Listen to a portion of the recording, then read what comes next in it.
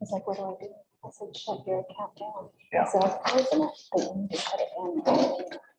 You know, it's dropped. You have silence. It's our main one. It's our It's-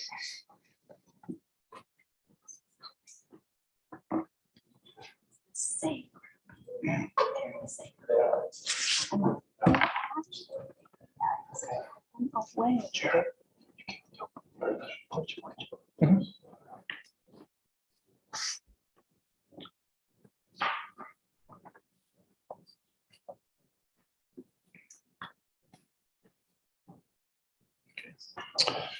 Okay, it's a few minutes past 5 and we do have a quorum of the city council present. So we'll go ahead and call this regular scheduled meeting of the Santa Clara City Council to order.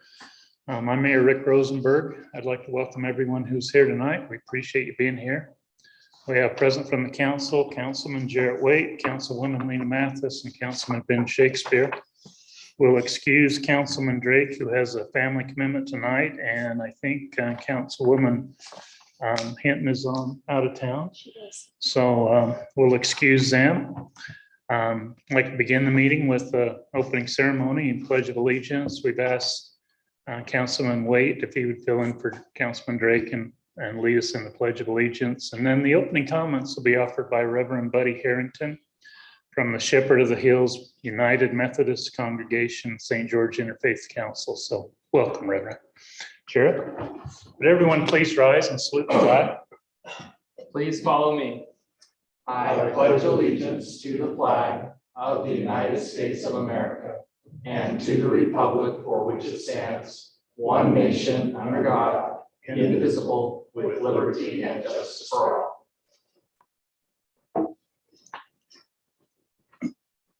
Thank you for inviting me here this afternoon. It's my honor to be here. I'm retired from United Methodist Church. But if you're a pastor, you can't retire. You're always called in for things. And I want to thank Santa Clara. We've got a cow out front that has from the Methodist Church. Oh, that's great. We want to thank you. Who let us do that. I just came from a tour of the temples in St. George, the Renovated Temple. If you get a chance to go see what they've done there, it is really worth your time. Reserve about 90 minutes because it takes that long to go through the whole thing. And stay for the reception afterwards because the food is just ridiculous. So again, it's my honor to be here. Would you please bow with me in prayer? Father God, you hold the times and the seasons, endings and beginnings in your hands. We thank you for life, for food, for all the other blessings which we enjoy in this beautiful community in which we live. We respectfully ask that you continue to send us leaders and workers who will continue the work of the Santa Clara community.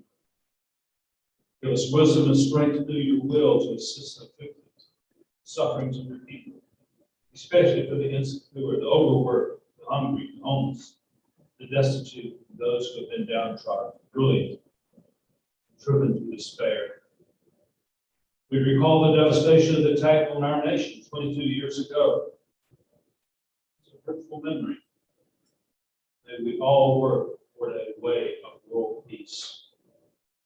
Be with our first responders, our military personnel, our health workers, our education leaders, and all who make this a safer and better world. Help us to work as a loving community for the common good of all. Be with us as we celebrate our heritage with Swiss days and keep us safe in all the activities. And help us to appreciate each other as brothers and sisters, and to show this love for each other as we labor to make this community and leave the world a better place. If it be thy will, give us peace. Be with us in spirit as we do our work this afternoon. What we do, we put in your eyes. Pray these things in the name of the one who offers goodness and mercy to all. Amen. Thank you, Reverend. Appreciate that. Okay, conflicts and disclosures, council. Is there anything on the agenda tonight that you may have a conflict of interest in that you need to declare before we go into the agenda? Hearing none, we'll go ahead and move into the working agenda. Item 4A, we have no public hearing scheduled tonight. On the consent agenda, we do have the approval of the claims and minutes, the regular city council meeting minutes for August 23rd, and the combined special work meeting with Ivan City Council on August 30th, and the claims through September 13th. They're all before you for approval. Remind you of the calendar of events. Our next city council work meeting is next Wednesday, September 20th. Swiss Day starts the following day on the 21st, goes through the 23rd, and we've got a lot of assignments there. And our next regular city council meeting will be on the 27th. Counselor, is there anything on the consent agenda that you have questions about? If there's not, I'd look for a motion to approve the consent agenda. Mayor, I move that we approve the consent agenda. Second. Got a motion by Ben and a second by Lena to approve the consent agenda as presented. All in favor, say aye. It's a roll call vote. Jarrett? Aye. Lena? Aye. Ben? Aye. Ayes have it unanimously. Thank you, council. Item 4B, 1, discussion and action to consider approval of Constitution Week proclamation presented by Karen Schuman. Is Karen here? I don't see her.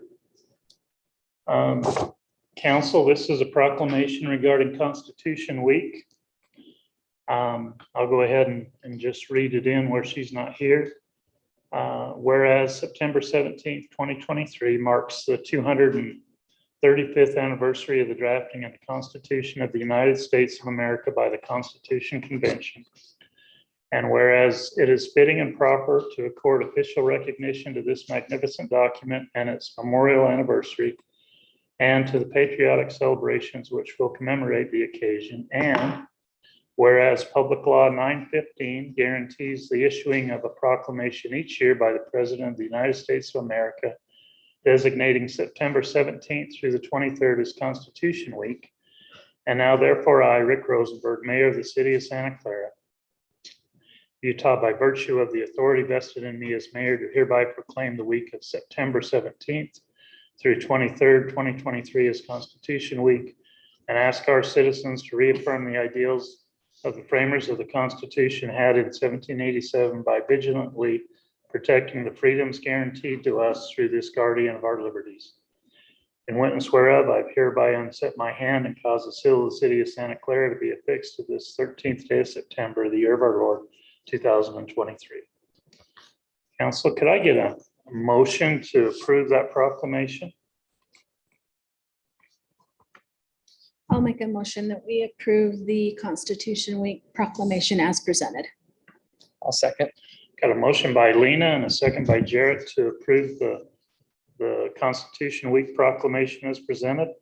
All in favor, say aye. Aye. Aye. Any opposed? Passes unanimously. Thank you, council. Have that there for Karen if she comes, or we can get it to her. Item 4B2, discussion regarding subdivision ordinance updates. Jim? Thanks, Mayor and Council. I brought school down to make sure we're using the working copy.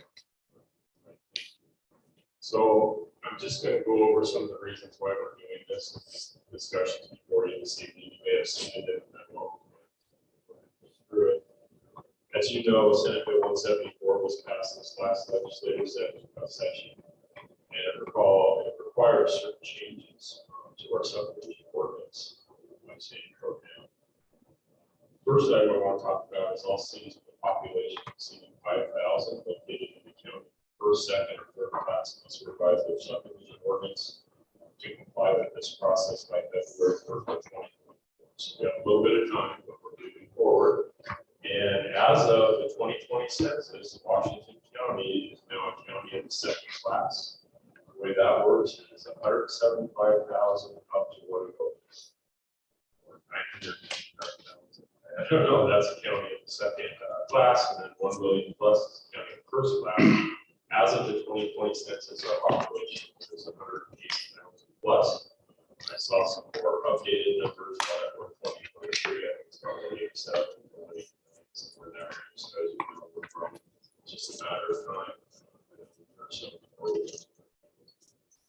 The Senate Bill 174 requires local governments to designate a land use authority for new subdivisions.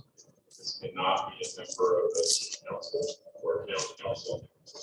Senate Bill 74 establishes a two-step process for approving subdivisions.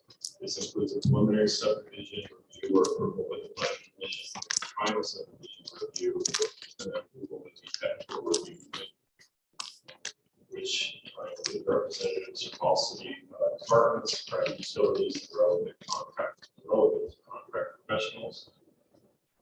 And then I have items 4 and 5, but I'm not going to go through those. I'm going to go through it in the body of the rewrite, the updates, to go through some of those changes that are pretty unique. So looks like we're at 1604. This is mainly just cleanup. As you know, the title cannot refer to the city council anymore because the city council is not the approval for planning commission. So it's a change to planning commission. And that's what we have here. Just letting you know that both Matt and I have worked on this together. And so as we go through this, and there's some questions I don't have an answer to. Spend a bit of time on this. We do have a little time as you know, we don't have to adopt until February 24th. But if we're ready to move forward, we can do that. Or approving it too soon. Let's go to the next section. Let's go to the definitions. 1608. Yeah, scroll back up. Thank you. So here for the definition of city council, I'm just making it the same as the planning commission. Planning commission definition on the next page. It says the planning commission of the city of Santa Clara, Utah. Here we're saying the city council of the city of Santa Clara, Utah. Adding a definition for city planner, the city's planning manager. We go to the next page. Land use authority for this title or title 16. The planning commission of the city of Santa Clara, Utah is the land use authority for subdivision or subdivisions of property. And then scrolling down, adding a definition for a subdivision plat amendment. This includes all applications for vacating, altering, or amending a recorded subdivision plat. As you know, we've had street vacation this year. We've got partial plat amendments and things of that nature. We didn't have a definition for current title that speaks to that. And then let's go to the next page, TRC, our technical review committee, which is putting a definition in place. The technical review committee of the city of Santa Clara, Utah, which includes representatives from all reviewing city departments, private utilities, and relevant contract professionals. So let's scroll down to 1612. And actually we'll go to 1612.030. Yeah, there we go. So 1612 talks about the steps, the different steps of the process. We're striking item C because it talks about concept plan. And we've talked about this quite a bit, that some communities are requiring concept plan approval before they plat. That's something they don't want happening anymore. Concept plans are better for review at TRC. And a lot of times that concept plan can come to TRC multiple times before proceeding to a plan. Now this is different than a PDR. With PDR development, you see that project plan, and the legislative authority will approve a project plan along with the rezoning of property. It's a PDR. But for a standard subdivision, a concept plan is submitted to staff, we review it, and we determine how many times it needs to go to TRC before proceeding to the next step, which is so we're striking that. There's some issues that some municipalities or entities have had that have been brought up. We don't want any part of that. And so E is just a strikeout language instead of should, it's shall. Let's go down to the next page, step 3. That's highlighted right here. Item E, planning commission review. So this is right out of the statute, Senate Bill 174, which both Matt and I have been working from. We have a lot of documentation. And this states a preliminary plat application must be reviewed by the planning commission within 15 business days from the date of receiving a complete application. So that's the key. Has to be a complete application that's been to TRC, been accepted. That's our process. And then it will be scheduled for the next planning commission meetings. And that's generally, yeah, business days. So that's 3 weeks business days. We're doing that now. If something is compliant, and meets our requirements at TRC, we generally move forward in planning commission. That's something we're already doing. So we're just changing the code to update to that. If we could scroll down to the next page, Brock. So right here, we removed the city council review recommendation report on that. So that has been removed. Item number G talks about additional studies and talks about the TRC or planning commission as previously it said city council. So that has been removed. Let's go to step 4. Right here, just putting in planning commission instead of city council again, because we're at final plat. And if we go to the next page. Yeah, this is a key. This comes right out of state statute as well. The new language here for this section, I've got to review it. You can see it up there. A review must be completed within 20 business days from the date of receiving a complete application. The city may perform up to 4 reviews on a given application. A review cycle is not considered complete until the applicant has adequately addressed all red lines identified by the city. The city may only add new red lines after the first review cycle in response to changes made or if a correction is necessary to protect the public health or safety or to enforce state or federal law. So that really comes into play with final plat, the reviews and the shock off in 20 business days. But we don't have to accept the review that's incomplete. So that's going to be myself and other TRC members reviewing a final plat application to see if it's complete. So if they submit it and we send red lines out, they have to address those red lines and resubmit. And then based on them submitting the responses to the red lines, we can determine if that application is complete or process again. One of the problems that has come up a lot, and we have that special land use task force that the city's involved in, SUPA, and all the cities on a review process is half-baked submittals. So what's happening is a city will take the subdivision plat review. We address all the comments, all the red lines, which is very common. No project needs to be right off the bat. Sent back to the developer as her engineer. Then the engineer resubmits, and sometimes they've addressed 50% of the comments and not all the comments. So if that's the case, that does not count as review. We can come back to them and say, I'm sorry, but you have to submit a complete resubmittal address on the red lines. That's why it didn't say we did that. That's why it's a 4 cycle. You know, 4 times you can do that for up to 20 days. I don't think that's going to be necessary. Most of what we see comes in, we redline it, and then we resubmit it over it. There could be maybe a second or third review. And if there is a 4th review, it gets pretty unique. And we'll talk about that here in just a minute. There's some changes to state code as well. And so here in item C, we're just referring to the TRC because now the 2-step process of final plat is going to be approved by TRC, which we define the ordinance. Yeah, commission there included that. We struck the reference to the planning commission for final plat, and then after TRC review and approval, we can use that. You can scroll down, Rob. Everything refers to TRC here. Following TRC approval, just removing city council, putting TRC where it's needed in the body of the ordinance. Now, if we go to this next page, here's the unique process.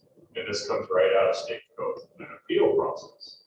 When I say unique, it is. This is very different and unlike anything I've seen in the past, but it says the following appeal processes may be applied for after the 4 review cycles have been exhausted and 20 business days have passed. 1, for disputes relating to public improvements or engineering standards, the cities shall assemble a 3-person panel of experts to include A, 1 licensed engineer designated by the city, B, 1 licensed engineer designated by the applicant, and C, 1 licensed engineer agreed upon and designated by the 2 designated engineers. Then it says members appointed to the panel may not have an interest in the application in question. The applicant must pay 50% of the total cost of the panel and the city's publishing fee. The remaining 50% must be paid by the city. The panel's decision is final unless the city or applicant petition for additional district court review within 30 days after a written decision is issued. That's pretty unique. I don't see us going there. I mean, there could be an occasion where it actually happens, but it'll be pretty minimal in my opinion. And then for all other disputes, the city shall refer the questions to the designated approval authority at the applicant's request. The applicant must pay the required appeal fee. And so that could be more common.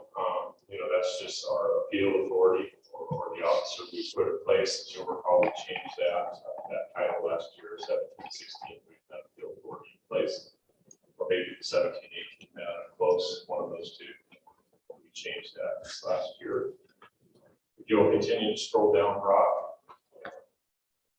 I don't think there's much on preliminary. Keep going. As you'll recall, council members and mayor, we just did a cleanup to Title 16 early this year. In February, we updated and adopted. Let's leave it right there. Updates and amendments to the subdivision ordinance because we needed to. So we did some cleanup. So there are some sections that are very minimal. Again, in this section, we're talking about the planning commission being the land use authority for subdivision plats. What the planning commission can and cannot do. And then there's some strikeouts there. Let's go down, keep going. Item F, final plat or phase. It's not approved by the city within 1 year. Then they start over again. We get in the planning commission here again. That's preliminary. Let's go to final plat requirements. Again, we just did, okay, let's stop here. We did a cleanup of the ordinance and approved just this February. So a lot of work's been done previously. This gets into the final Mylar and who's required to sign it. So the final Mylar shall be signed by the planning commission chair or vice chair. We put that in because there are occasions that someone may be out of town. And we need one or the other to sign that plat, typically the chair. The final Mylar needs to be signed by the city engineer and the city surveyor, which is what we currently do. And the final Mylar needs to be signed by the city attorney. And the final Mylar needs to be signed by the mayor. So just cleaning that language up a little bit. Let's scroll down. Right there.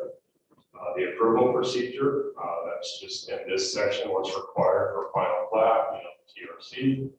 After planning commission approval, in this case, after preliminary plat, then it comes to TRC.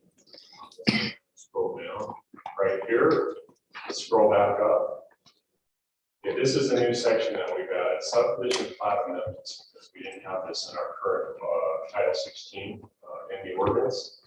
So 1622.010 is vacating, altering, or amending the subdivision plat. 1622.020 are lot adjustments and or mergers, which we've seen, partial plat amendments. 1622.030 is vacating street right of way or easement, which we've also seen this year. So 1622, the language states all applications for vacating, altering, or amending a subdivision plat shall comply with the requirements of the Utah Code. Title 10, Chapter 9A as amended. As we know, that can change from time to time or sometimes yearly.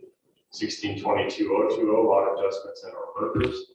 All applications seeking to adjust and or merge lots, parcel sites, units, plots, or other divisions of land shall comply with requirements for the adjustment of lot lines as set forth in Utah Code Title 10, Chapter 9A as amended. And then the last one for the vacation of streets and right of ways. All applications for vacating a street, right of way, or easement shall comply with the requirements of Utah Code Title 9, Chapter 9A as amended. So let's go to design standards because this is where we have to make a few changes. You've heard about them discussing the road width last year, and that went on for quite some time. So that is one. Let's talk about that storm drain system including. So that's something that Dustin and the mayor had us add based on some of the experience we've had with Drive and the improvements that the cities have gone and done recently to get the approval, get the project rebuilt, right away redone. So that was an add-on right there. Let's scroll down. I think the next one is the actual right away stuff. Right there. We need to scroll back up. We can't miss that one. Go just a little bit more. Okay. So item O is streets shall have the following minimum right of way width. So a local street now will be 47 feet in width rather than 50. And reason being is that our standard for the right of way was 35 feet for the oil, for the pavement width, and that's been changed now with the adoption of the bill and changed to go to 32 feet. So we're now at 32 feet, so that takes 3 feet off the previous right of way width. Let's scroll down. Right there below, 45 feet, that's one we just added in February when we made changes here to a PDR and fill type of development. And so they can have a 30-foot asphalt width, such as the Pioneer Point project, it's an ED zone. The standard subdivision is going to have that 32-foot asphalt width. Let's scroll down. And then here we go. So Collector Street, you have arterial width, and this is the pavement width for arterial is 55, for Collector's 49 for a local street. As you see, it was 35 feet. We put 32 feet of paved roadway as the minimum required. However, the developer may require a paved roadway width approved by the city. So we can require 32 feet, but if someone comes in and they're doing the state lot type of subdivision of bigger lots, they might want to do a 35-foot asphalt width. Again, that's up to them. They can't require it, they can choose to do so. And then the modified local street, that's the 35 feet of paved roadway for a planned development, infill subdivision or designated streets project area. So that is a change. And then the cul-de-sac length, item 2 here, as you recall, that went from 600 feet to 800 feet in February when we made changes. Previously, they talked about asking for an allowance if someone requests a longer length by city council. Now it's the planning commission upon recommendation from TRC. And then if we scroll down, there's a couple more of these and we'll be done. The block length is 1,000 feet long. Previously, city council could review that upon recommendation of the planning commission. Now it's the planning commission upon recommendation from the TRC. And then the widths as well, conforming to what's required. But there are some provisions that have some allowances at play, which is to entertain those, and then the layout of lots. Is another one, the way it was written previously to go to council. Lot arrangement, that's another thing that could go to council. Generally, because it deals with topography and things of that nature, that could be reviewed and looked at. Just clean up, keep going. And then the performance guarantee. We do have a couple slight tweaks here, even though we made changes in February. Myself and Matt, Rock, and some others have had a chance to look at this. Well, as Dustin, if we scroll down to the guarantee form, we had we're changing the estimate shall be required to include 10% administrative costs. Previously it was 5%. However, the whole cost cannot exceed 100%.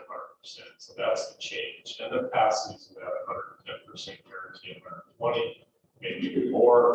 The state code changes to say the guarantee amount shall be 100% of the cost of the improvements. We're just looking at a slight tweak to the administrative costs. And then scroll down to the next section. Right here, the city shall continue to hold the security cover in the remaining. It was 20%. 10% is what's allowed by state codes. So we changed it to 10%. And then again, a little bit further, just matching that number to 10% once again, rather than 20%. Jim, right there, I think that's it. should that say 90% can be given back or released? It says 80 right now. The first part of that paragraph right there, yeah. Now, what do you think? Because generally it's been an 80% release. We need to change that. That's that one.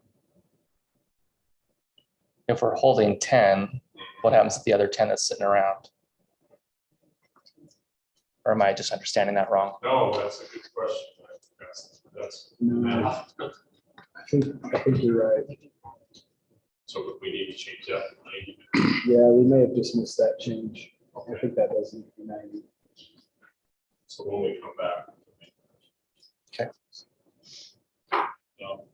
That was it. Thank you for being patient with me. I just wanted to go over all those updates with you again. This is just a discussion item.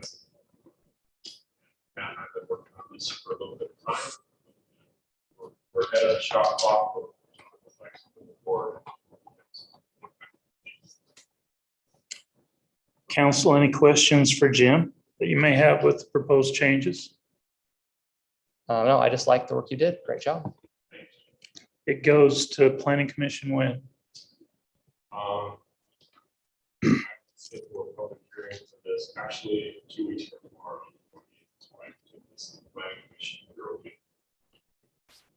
Do we have the published appeal fee already decided? What we do, it's $550 per piece. Okay, That's the current fee. Okay. Which is pretty similar to others. If you're okay, we can keep this up and put it on staff. Get this ready for- Go back to your first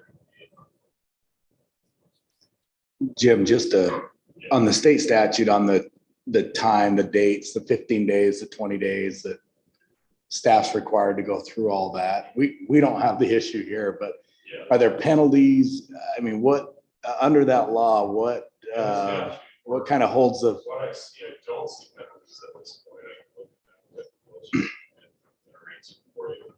But I didn't come across any doing that. no. I was gonna say, There may be after cities adopt this, and then we get trial run for 12 months or whatever to see what the feedback.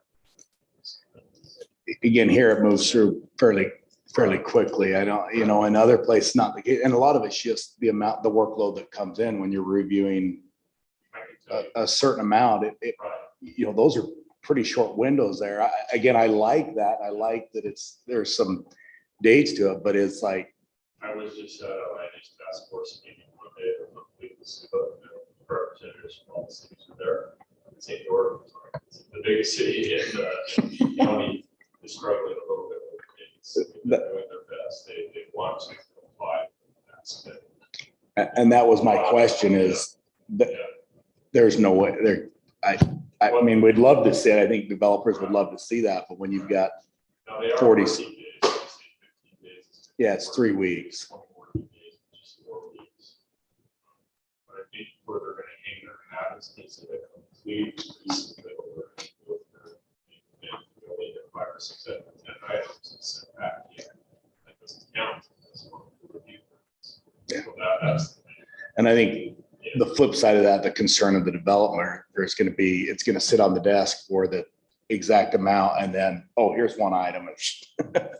And then it just trying to find that balance. Again, Right. our city, I know we don't have that. You speak on this, it's very complimentary how quick it comes in and out and those comments are made, but that's not the case everywhere. And a lot of it's just the workload and trying to get to it. I saw those there and just thought, was there,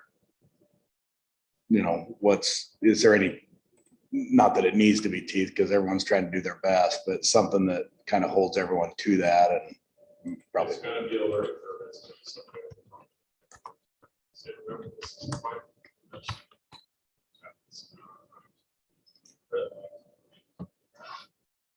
You may have to designate a person, or you have to talk about this, figure it out that you and I talked about. With those reviews, that one person can give you an opportunity. For engineer, information. Further. It's not a big concern for us here, some of the other communities it is. I know most of the other communities are not for 2 years on this, they're all trying to get. Everybody's working on it. I think we've done a good job here now. There's some other things we're gonna have to look at. We haven't looked at some of the changes to that. There's a few other changes in fact, 17 and I are talking about, but we don't look for 16 and that.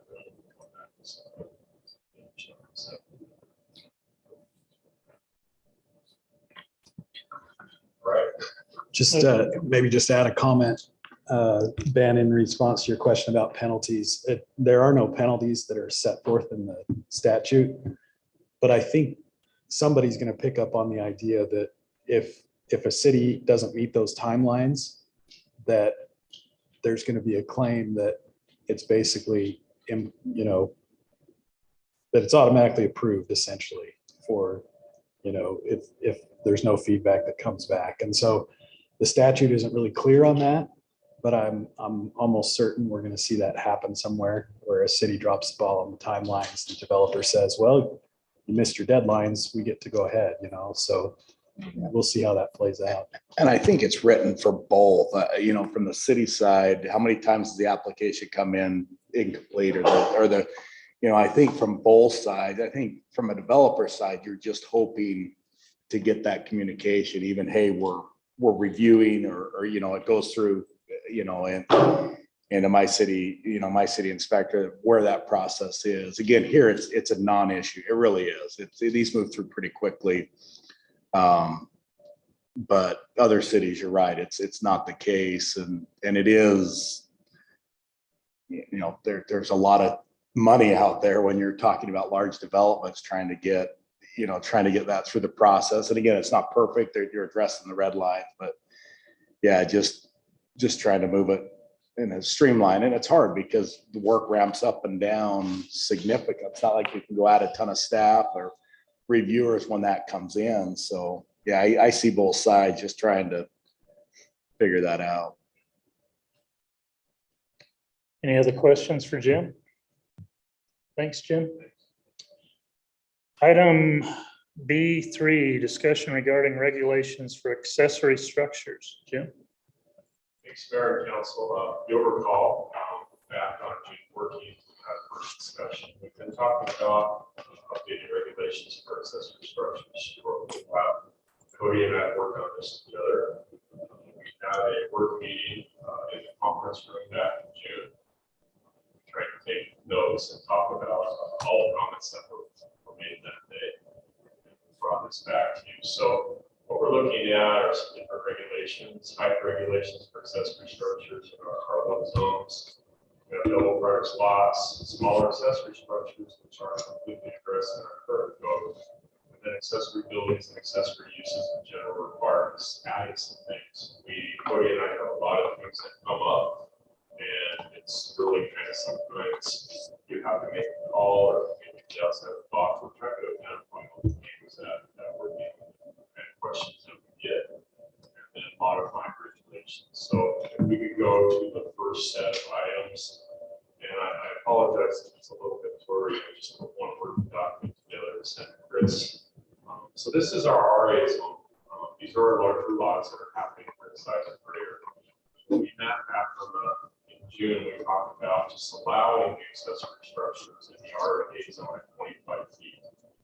So this is what Cody and I have been looking at for this particular one. It's 25 foot for accessory structure, which would be a garage or shop. Now the accessory dwelling unit, I added this because when we put the R16 zone in place last year, which is next, we had this line that said an accessory dwelling unit ADU may not exceed a height of 20 feet. So that's what we currently have on the books for ADU. But a detached garage could be 25 feet in an RA zone. And that's what we're saying right now. Again, this is for discussion. And everybody has some ideas and thoughts, but this is the first item. We can go to the next one, which is the R16. Do you want our questions as we go, or do you want us to hold them till the end? What do you think? I think as we go. Ask them as you go. Yeah. Okay, so my question on the RA zone. If they decide they want to put an ADU above the garage, are we gonna classify that as an ADU? Yeah, So they come in for the garage? so it is a detached garage unit. They would have to get 20 feet, right? I'm just thinking they may read this and say, Yeah. well, do I go 25 feet or do I go 20 feet? Because the ADU ordinance is a separate. Right. section. Yes, currently they would be limited to 20 feet. Look at changing that, the whole idea of the ADU. So Right. It's not dominating the feature. We just want to make it really clear so they understand it going in. Let's go to R16. While you're going to that, Jim, one thought on that is we could add a reference in that section to the ADU section of the code, so it's clear where that 20-foot limit is coming from. That might help clarify. Just a thought. Yeah. Question though, we're gonna allow an accessory building to 25 feet, but if there's an ADU in it, it can't be more than 20. Why? Why, yeah. Yeah, that's, and how do you do? I've got questions on the 20-foot height as it is, just going, if you're doing a 14-foot door and then clearance for the door, you're not going to be able to build anything but a flat roof to get any clearance. I mean, we're trying to encourage the ADUs to help with the housing issue, but I just don't know why you, if there's an ADU and it can only be 20, if I can do a garage 25, but if I put an ADU in it, I'm limited to 20. I think Jim touched on that a little bit, and it depends on the height of the primary dwelling. Not to see, I mean, we've had a couple residents, one, Mr. Mayor in particular, that wants to do a 2-story ADU with a single-story home. And a lot of this comes back to my personal opinion. I don't care for that look, to see a towering ADU when I look at a single-family home that's 16 to 18 feet, and then all of a sudden in the backyard, there's a 20 to 25-foot 2-story ADU. Just the way it looks from city streets and what it does to the overall feel of the city. So it's tough to write the ordinance to apply to everything. We did talk a little bit about regulating the height of accessory structures, including ADUs, off of the primary dwelling, like not to exceed 20 feet or not to exceed 25 feet or not to exceed. And we could entertain that some more if you'd like. I just think if you're gonna let that accessory building go to 25 feet, you'll have the visibility regardless of the use. I think it'd be a lot more, provide and encourage more of the ADUs if you could let it go to 25 feet, because that additional 5 feet can mean a lot.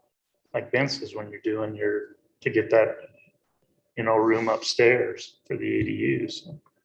I'd like to see us go back and maybe make it the same. I can see limiting it to 25, but don't penalize the ADUs. I think the question that comes to what Cody hit on though, are we okay with if the primary structure is only at 18 to 20 feet, then you have the accessory building to 25 going higher, which is what a discussion was. Do you base the accessory dwelling cannot exceed the height of the primary structure, or it's got to be certain feet below, so it's not building, so you don't have that single level primary with a 2-story accessory. I mean, that could be a no. And I get what you're saying there. You throw I agree with both sides of this, saying, look, the height is concerned me going to 20 feet, because if you've got a pitched roof, a 412 pitch, you're not going to hit any of that under. So you're going to build something that's probably not going to blend in with your existing structure, because it's going to be a flat roof on that. So I like the 25 feet, especially if we're encouraging ADUs. I'm also, if you've got a single story structure, you could put a note in there that in no case can it exceed the height of the existing home. But then are we, I don't know, we're discouraging ADUs. I mean, I could see both on that. Well, right now there's an ordinance, and I don't have the section, maybe Jim can help me out, but it restricts the ADU to single story. So this cleanup also removes that line. So right now, technically, so technically right now, they're not allowed to be 2-story. So this cleanup will remove that language.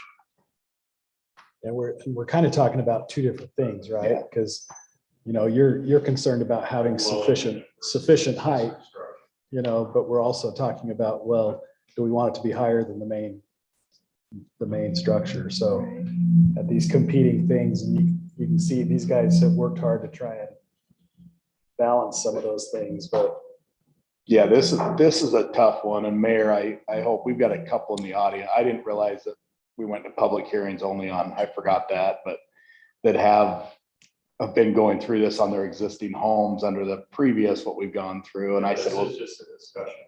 yeah, no, I agree, but but again, it's because of that, this is, we've had, I mean, it's been discussion for a long time. I don't disagree with a lot of what we've done, but it does, yeah, heights, we want ADUs, we want to keep view corridors. So yeah, it's two different items. You're totally right.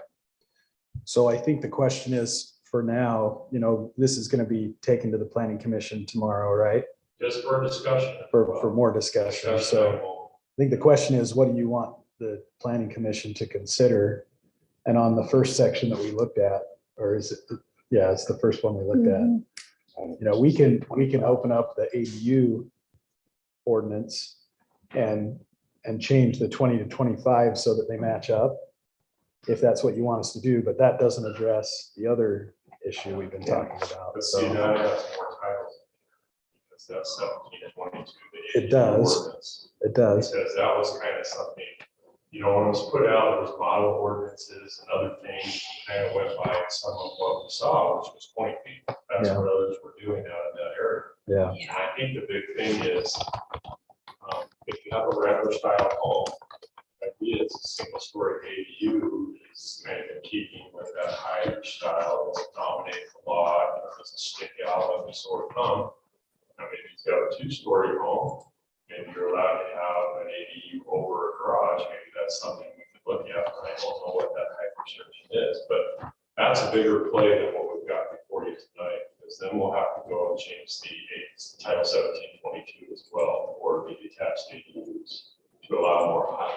Which we can do. We can do that. It just takes a little more time. Yeah. It may not be ready like the subdivision ordinance. Yeah. The other one may take a little more. So, And just for the council's benefit, we did talk quite a bit about just going to a height restriction that was, I think, like Cody said, just based on the height of the primary structure. Either saying you can make it as tall as you want, as long as it's not taller than the primary structure, or saying it has to be 5 feet lower than the primary structure or whatever. But then it adds an element of complexity, right? Because then you're having to go out and measure and, to make a determination for each individual property. And if that's what you want, we can do that, but we decided to stick with just simple well, I think it's a lot. size limits for thing, too. now. I mean, you get an RA zone, you're talking how big the minimum. Yeah, and we can do it differently on a zone by zone basis Right, too. but then we get into the mixed lot size, like up on the hills, phase 3, there are very large lots because of the hillside, right? Those are big lots, so, that's another way of doing it. This is Cody and I's work the last month or so, based on the discussion we had on the 14th. And this is what we have, there'll be a lot more discussion. Should I talk about the R16 for a minute? Get some of the others. Yeah. Let's go to the next one. So I took a step back on the R16. This is a newly created zone, and we put it in place. And when we put it in place, we said no accessory building shall be erected to a height greater than 20 feet. And thinking about 1 foot of setback or 1 foot of height, I feel in this zone we should take a step back. And so we're saying 15 feet unless additional rear and or side yard setbacks are provided. So for each 1 foot of additional building setback, 1 foot of height is allowed up to a maximum height of 20 feet. Accessory buildings which comply with the height setbacks required of the primary residence are allowed at 20 feet. So if they come in, like we talked about with the ADU ordinance, they say the front setback is 20 feet, the side yard is 8 feet, the rear is 10 feet, we can fit this next to our home, then they can have that 20 feet because they're meeting the primary residence setbacks. But generally, the ADUs kind of go behind the home or to the side and to get additional height. We're saying that's give us a foot of setback, need another foot of height.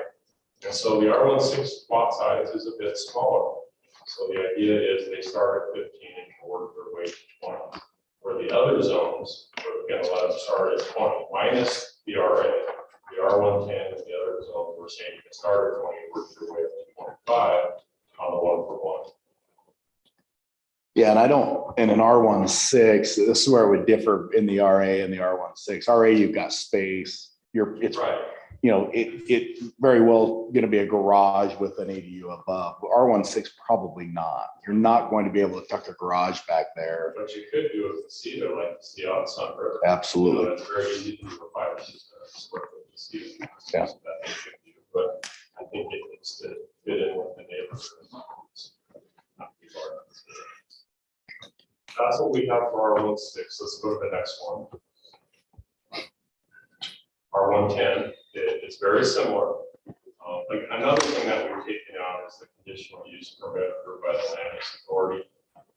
We talked about that. It makes it really hard for the planning commission to deny something, and we don't think we need to go through that process. This should be an administrative review with staff review PRC. We can do that. It's not necessary to go to planning commission, so we've taken that step out. But again, you know, we allow 35 foot for primary structure. We're allowing 20 feet, and then we have that provision, unless additional rear yard and our side yard setbacks are provided for each 1 foot of additional building setback. 1 foot of height is allowed up to a maximum height of 25 feet. Accessory buildings which comply with the setbacks required in the primary residence are allowed at 25 feet. So if you need the same setback as the home, which we have quite a few of in the hills, because they're big lots, they can do that. You can go right to the 25 feet. And then we have a provision in here about the ADU based on chapter 1722 that we adopted. We did one in 2021, and then we made another change or addition in 2022, so they're not. But those talk about 20 feet. So this is another one where potentially looking at something different. If you build 20 feet, it's too restrictive for ADU. And then we have one more single family zone, which is our R110 fixed lot size. As you know, this requires 50% R110s, and then you can do certain percentages, 7, 8, and 9s. This is what we have in the hills, even though the great majority of the newer bases are very large lots. Start at 35 feet, we go to the 20 feet, and then this is the same provision, the 1 for 1. You get the same setback as the home, you can go right at 25, and then the accessory dwelling unit not to exceed 12 feet based on what we adopted last year. We saw a lot of model ordinances. That's how we keep up with that. It's very common. Let's go to the next section. Now this is something Cody and I have been talking about quite a bit. And it seemed a bit restrictive, and it seemed a little bit harder to read. Cody obviously this would be like. But with the double fronted lots, it's a 6-foot masonry, that's just a cleanup. Shall be constructed along all rear lot lines unless otherwise provided by the planning commission. We felt that this was a bit much. This line accessory buildings no higher than 15 feet in height, maybe 10 feet from the property line, storage sheds no higher than 6 feet in height, that's adjacent to the wall. We're thinking of some scenarios out there. You know, we have vineyards 11 right down the street where we have a big change in grade from the back of that wall, you know, those larger lots. And we feel that, you know, why not just have the same requirements, whether it's a double fronted lot or not, have the same requirement. Cody, correct me if I'm wrong, that's. Yeah, that's correct. And to Jim's point, also, if you take Vineyards 11 into consideration, not only is there a massive grade change, you'll never see a 20-foot accessory structure on the double fronted lots, but you also have the 5-foot sidewalk, 5-foot plant strip, and then you'd have an additional 5-foot setback for an accessory structure. So you're still 15 feet out of the public way. So I just don't see that it's. I think that one has got a 10-foot landscape strip. Oh, yeah. Yeah, that's correct. So you're 20 feet. Thank you. So you're 20 feet off of the right of way. So I just didn't see why we were restricting it to 15. I thought that the double fronted lot could stay the same. I know there's places in town that we have double fronted lots that don't have the drastic variation in grade, but you still have, there's still quite a buffer between that and then not the public way, excuse me, the street. That would soften that. So I just don't see the reason for holding those to 15 or restricting them to 15 feet. Then the second part B, so the typical rear yard setback in the city is 10 feet. And this provision required if you did put the wall in more than double 25 foot from their property line, say maybe 20 works. We had some recently in Black Desert, where they are not doable because of the changing grade, all in place. We're just saying, we're 20 feet acceptable rather than 25, it's already double. Just throwing that out there. It's an option for the council to consider since this is code amendment, legislative decision. Just maybe double the minimum. That's sort of unfair. Go to the next page. Okay, smaller accessory structures. Cody's talking about this one. Our code doesn't address it very well right now. It still says 120 feet, I think, 10 by 12 in size. That's changed quite a few years ago. 200 square feet without building permit, as Ben, you probably know.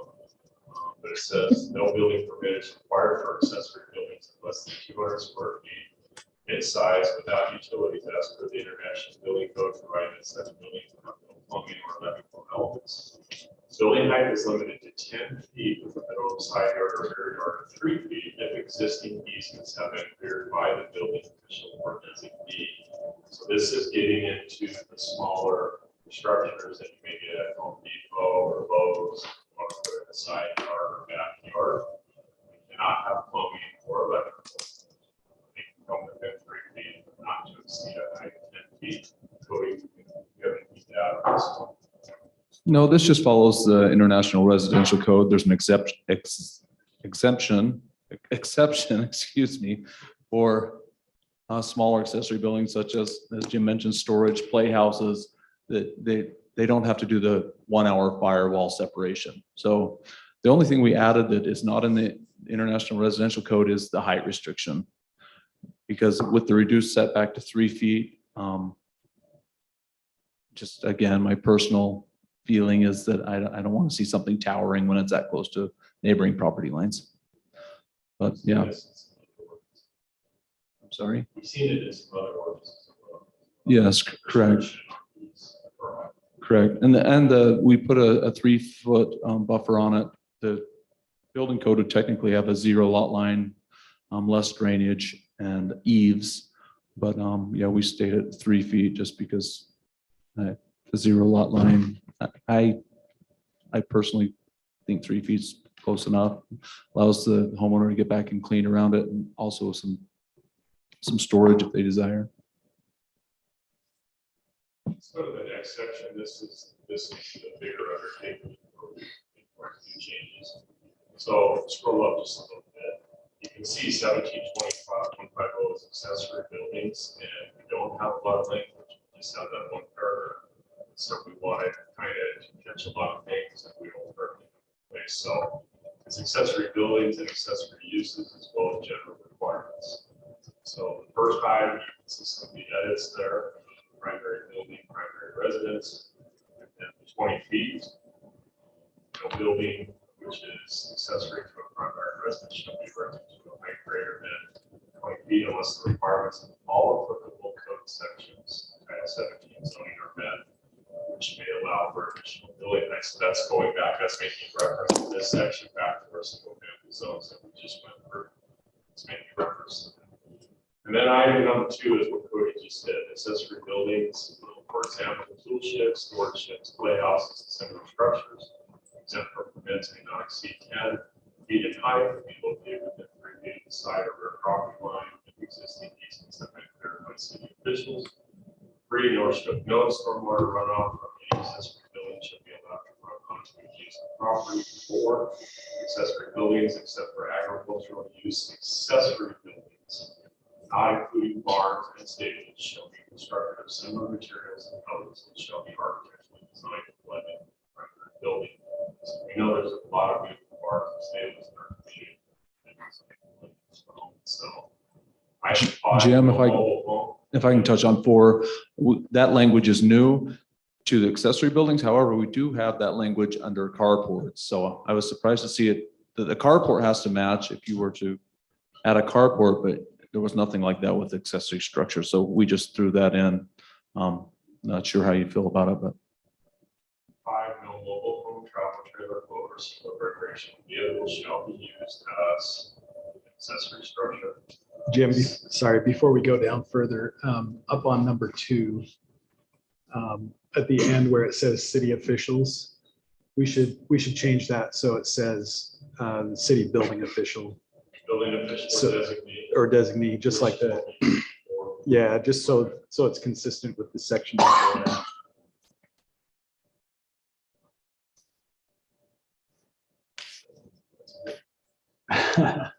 All right, number 6, I think this is an important one, no shipping container, cargo container, shipping crate, box, trailer, similar piece of equipment or object shall be used as an accessory building. 7, no utility connections to either separate to the primary dwelling shall be allowed for accessory buildings, notwithstanding this restriction, separate sewer connection may be allowed to facilitate gravity flows subject to building official or designated purpose of that.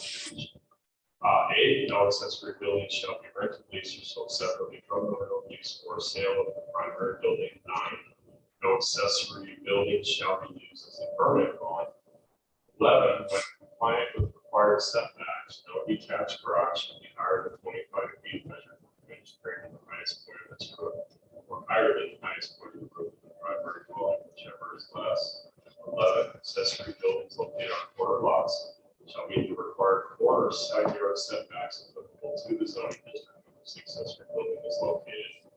12, the cumulative total square footage, all building floors included, of a detached garage and all other accessory buildings, including accessory dwelling units, ADUs, and agricultural use, accessory buildings shall not be greater than 25% of the overall lot area.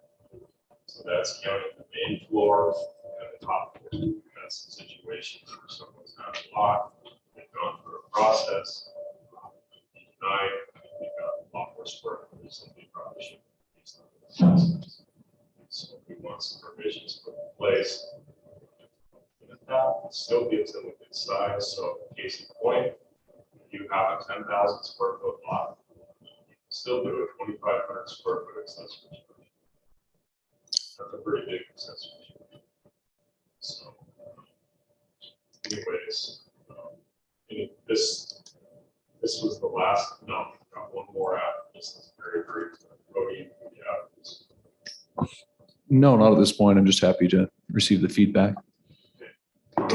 Can I ask on 5, is this specific to somebody living in a trailer at the house? Is that how that's written or what?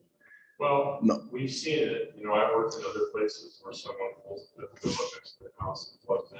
Yeah. An extension cord and everything else, and it's not something that should be allowed. Well, is that what it's specific? Is that what it's? No, this would be someone pulling in that fifth wheel and then using it for a storage shed or a boat as a storage shed. That's from my perspective, it's simple accessory structures, not ADUs. Not somebody living in it. Yeah.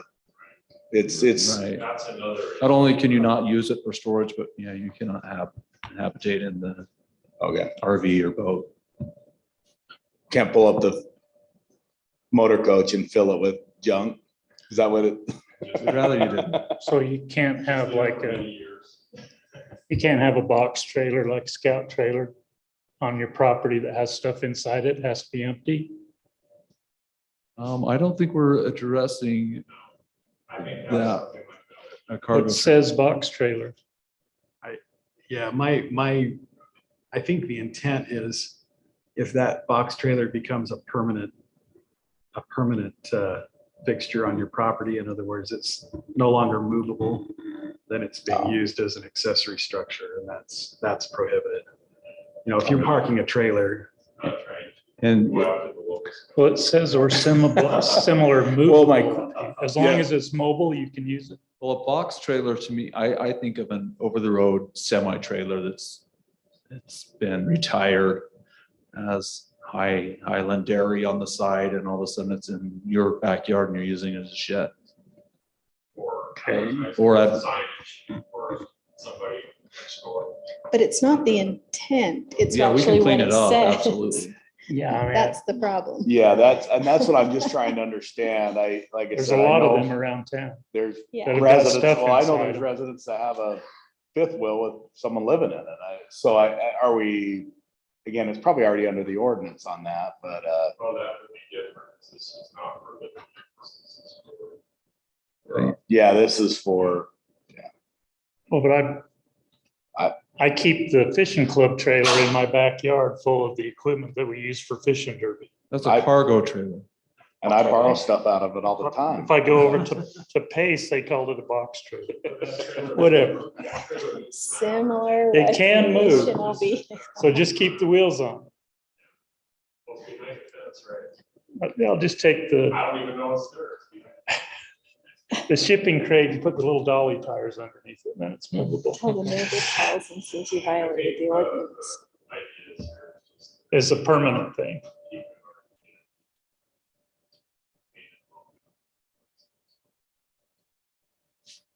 keep it. And we can look at clarifying that too. Jim, one comment on number 9. We should probably add to number 9 where it says, no accessory building shall be used as a permanent dwelling unit. We should probably add, unless meeting the requirements for an ADU.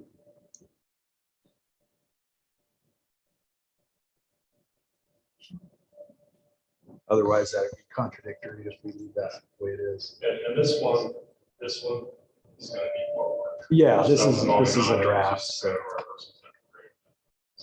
That's been the challenge, is keeping those two terms, accessory structure, an ADU or IADU separate.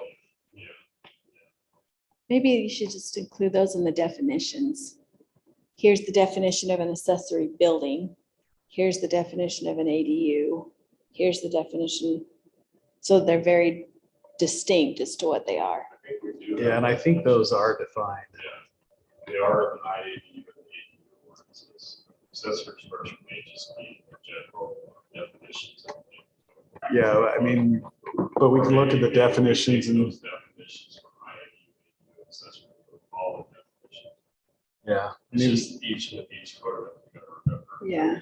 Oh, yeah.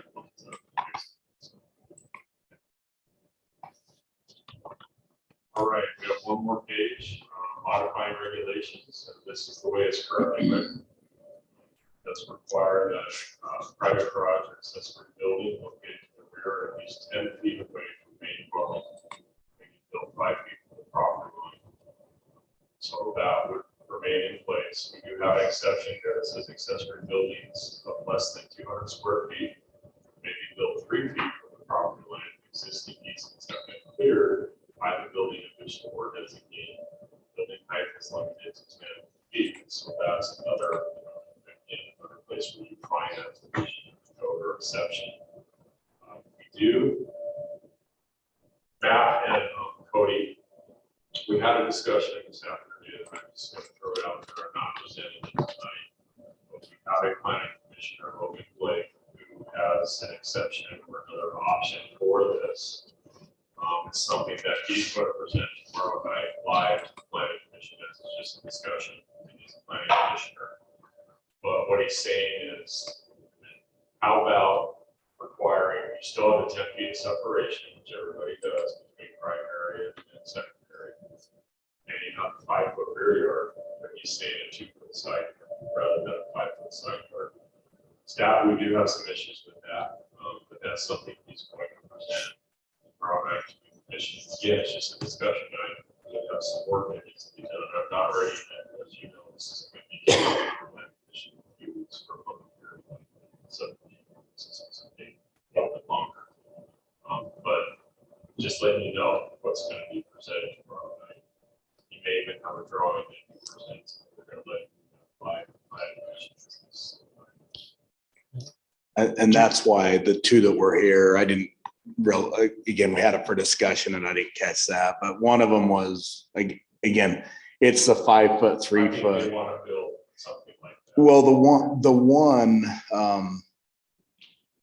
I think has a legitimate, they actually was part of moving a power pole. This is way back in Jack Day, actually helped pay for the moving of the power pole, designed it with a 3 foot setback, and then also the 5 foot, again, not right or wrong. And I just said, look, I think you've got a case you could come before where you've actually helped pay to do something, assuming that. So it's it's a tricky thing because there's, again, the height on that. The code allows for it. The code allows for that type of setback under the code for fire and that. Your separations are still the same. There's certain things with windows but then it comes down to, the other was just, I planned for this and now we're 5. It doesn't seem like 2 feet's a lot until you take up 2 feet.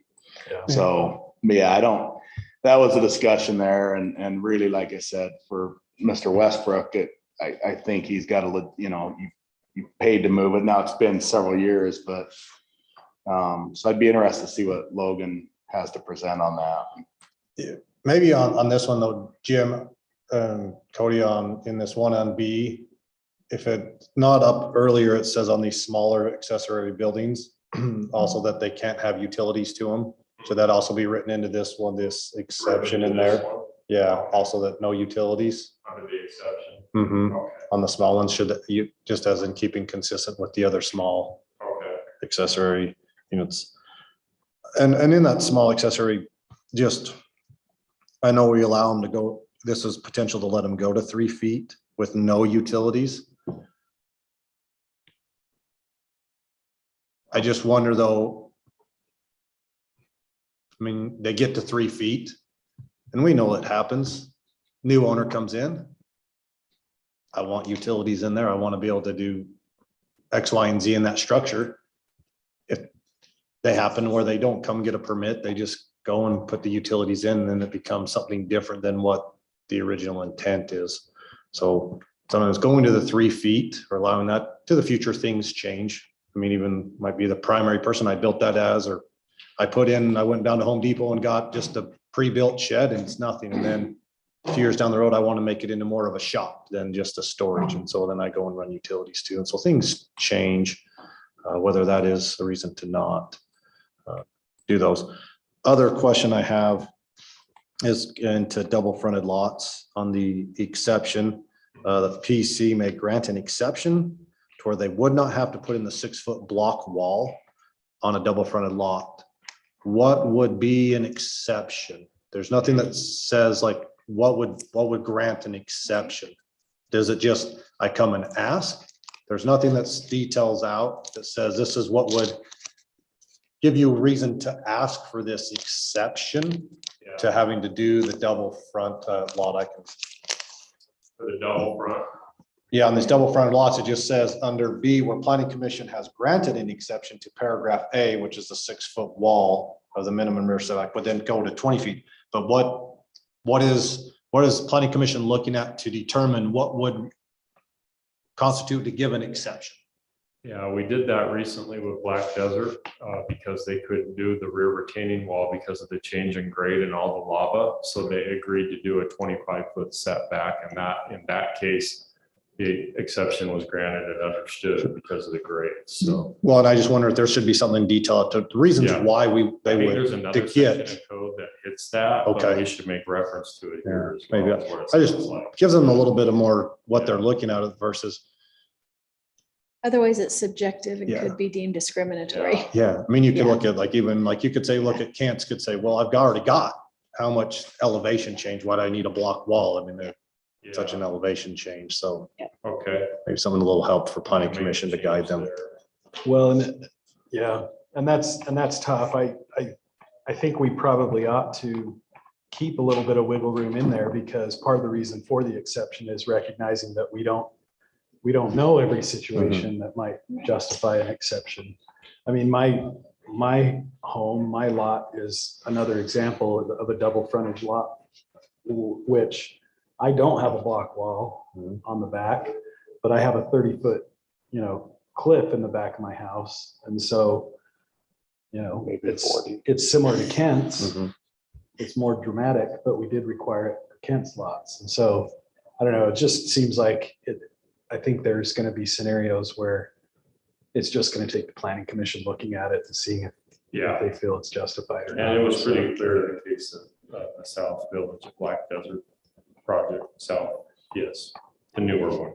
Yeah. The change and not wanting to cut it to the law. Yeah, because one of the objectives there is to disturb the lava as little as possible. So it makes a lot of sense. Another section of code out of the subdivision. Yeah. This is a reference, but we can line them up. All right, using my hand, sorry. we can line them up. Yeah.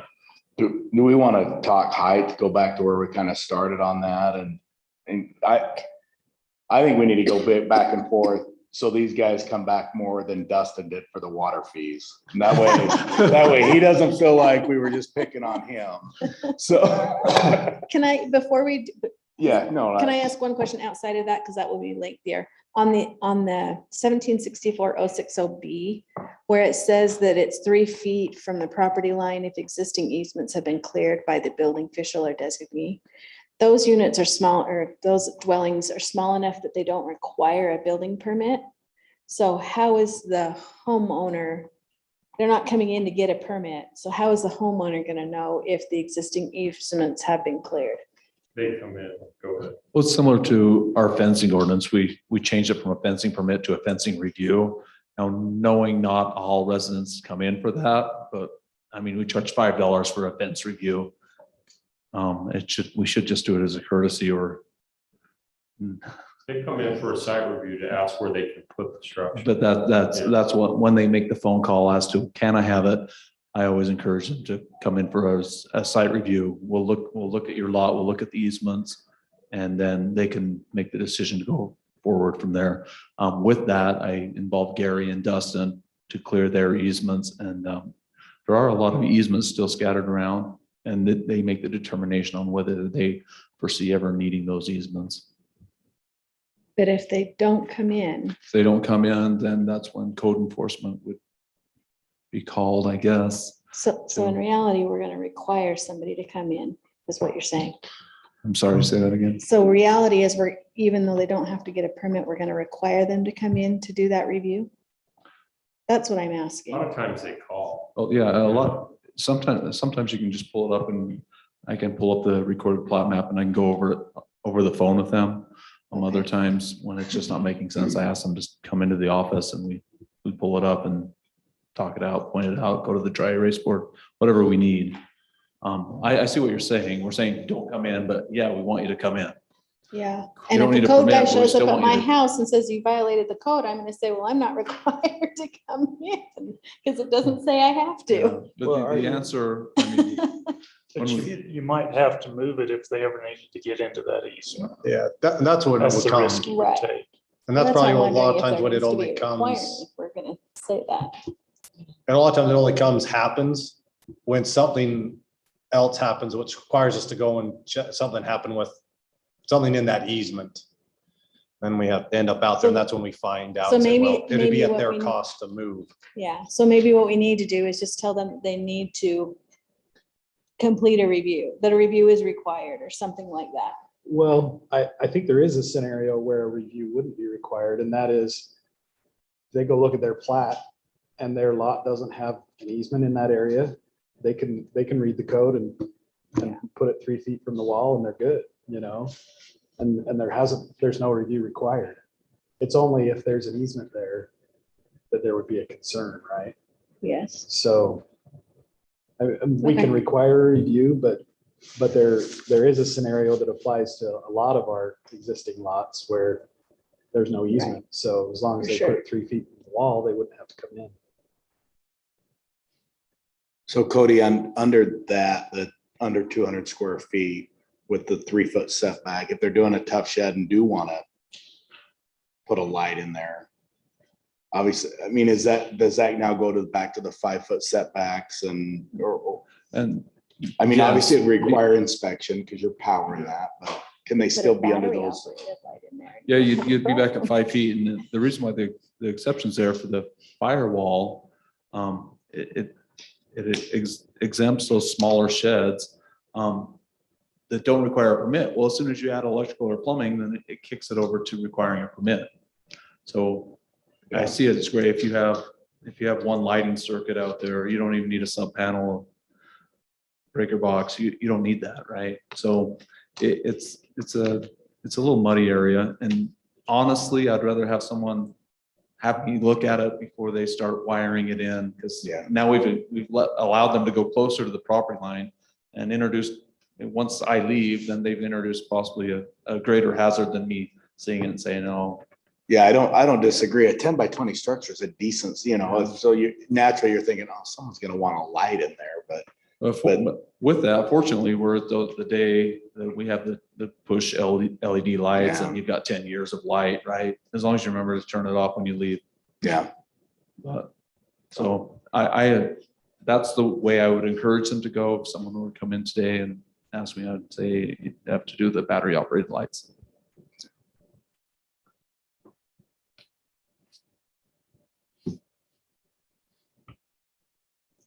So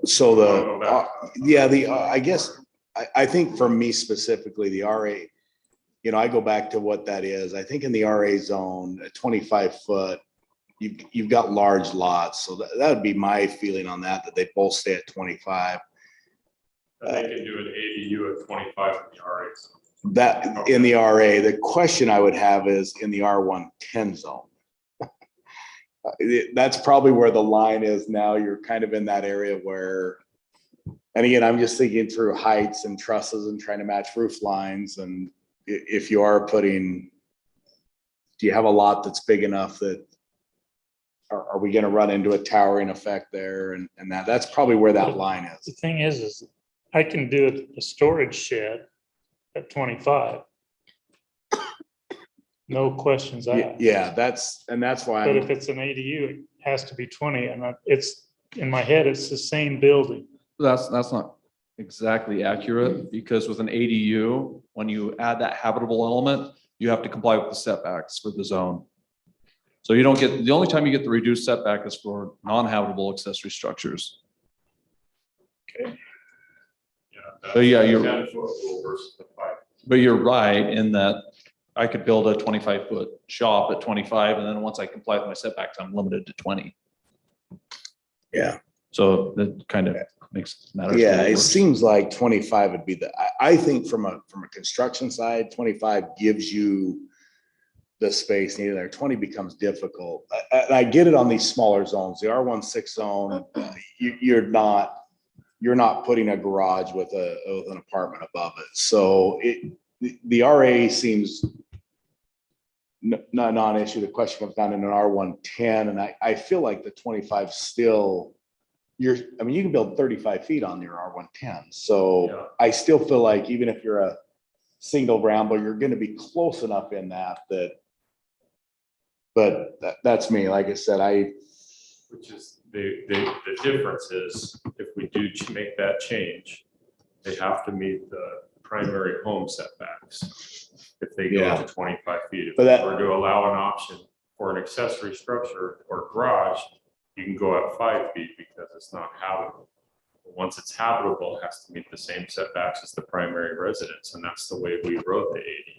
which you're kind of Yeah. giving them the 3 feet of that anyway, because you're at a 1-to-1 going, well, if you come in 1, you go up 1. Right.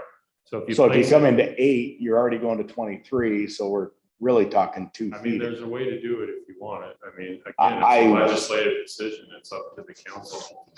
Yeah, and I get what you're saying. All of a sudden you have a 20-foot home and you throw and I guess a 5 I feet is think- probably not, it's not going to be towering at 5 feet. I think what you On would that. do is if a single-story ADU may not exceed 20 feet or the height of the primary residence, if it's 20 feet or less, right, a rambler. And then maybe you could put in a scenario for a 2-story, if the home is of this height, then someone could have a second-story ADU up to 25 feet, if that's what you would like to do. I'm not saying that's what you should do, but that's what I'm hearing. You want some options, maybe. Well, I'm just talking through it. That's just, I think 25 on that, it becomes lot sizes and that. And again, adding that line's not that kind of addresses both. It just says, hey, you can go up to 25 feet, can't exceed I don't know. So what if? It's just the R110 zone is where I don't think What the if- RA zone's an Well, issue. so you've got the RA, you've got the R110, and then you've got the R110 next lot size, which Yeah. is the example of the hills with the big homes up there. But there are other ones like Solus that are much smaller. You know, Solus is only doing 7,000 and 8,000 square foot now. They haven't even hit the 10 because they're in that zone that allows for the smaller lots. So, I think you'd be looking at all 3 zones, or you just make the decision to limit it to RA only. I don't know. Or you add, the language that you just stated, that Right. it can't exceed. My concern is, we know there's a lot of height restrictions in the area. What if you had a home that was an 18 to 20-foot custom home? You know, maybe it's only 18-foot high, like an entrada home, and then someone puts up a 25-foot detached in the back, and then, you know, it's really changed the dynamic of the area. That's our thought. I think that's a concern. And it's legit. I mean, you go in buying a home thinking that's my view corridor, everything's built. And so I don't disagree there. Yeah. Just trying to find.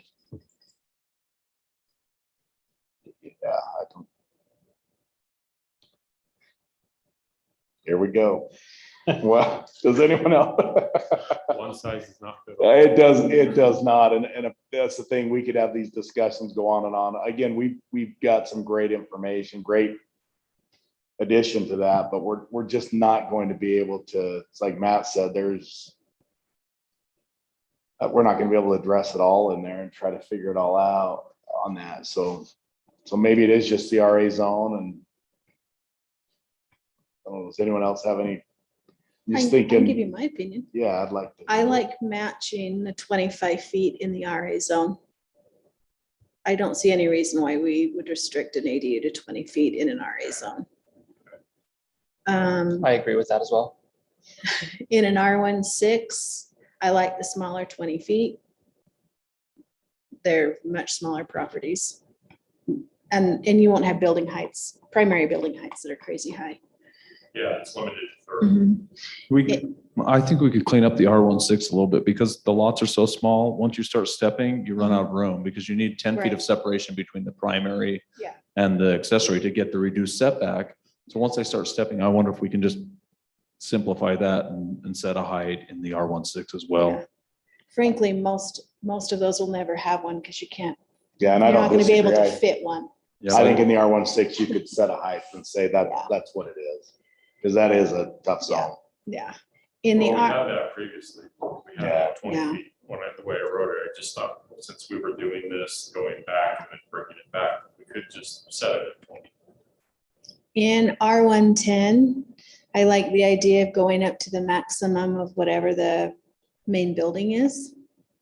So if the main building is 25 feet, you can go to 25 feet. If the main building's I guess if the main building's 30 feet, you can go to 30 feet, but you can't exceed whatever the main building is my personal opinion. Just in the R110 or in the RA as well? Because that would make it higher than the RA. Oh, I'd probably even be okay with that in an RA zone too, honestly. 35 feet. That's That'd be- really tall. That is tall. It's really tall. 25 feet gives you, you can build it in 25 feet. And I think the intent is not to, so I think 25 feet is a number, but I do like what you just said, that in the R110, you could say it cannot exceed. It's going to require unfortunately, a site visit. That's the only, Well, that's not a big deal. When you say you can build it, you're talking about the 14-foot RV garage, not the ADU element. that's correct. Okay. Yeah, yes. That's the It doesn't- garage. If we have to make a site visit, that's not a big deal. But it's really the RV garage is really the only place I see if you're trying to hit 20 feet, trying to match a roof line or something close. Again, I don't know how often that happens, but it happens. I mean, that's what some are trying to build to. So you're not going to ever get that on an R16. You probably rare on an R110, even though you would have that distance to get a coach Right. through there if you I wanted. think So some of those casitas in Center River are only 15 or 16 feet tall. Yeah. So I think we just limit it to 20. Call it a day in the 6. Works for me. But I'd be concerned about anything higher than 25. I would too. I think you could do it all in 25 I'm okay on with that. those. And I do think a language that limits to match things. Maybe it's to the existing height of the primary residence not to exceed 25 feet. I like that. Yeah, that's good. And then I have one question. Are we going to rewrite this for the historic district too? There were 3 areas or 3 different heights spelled out across the city. Separate code. Yeah, I'm the afraid of historic, this one. the historic district's a different height.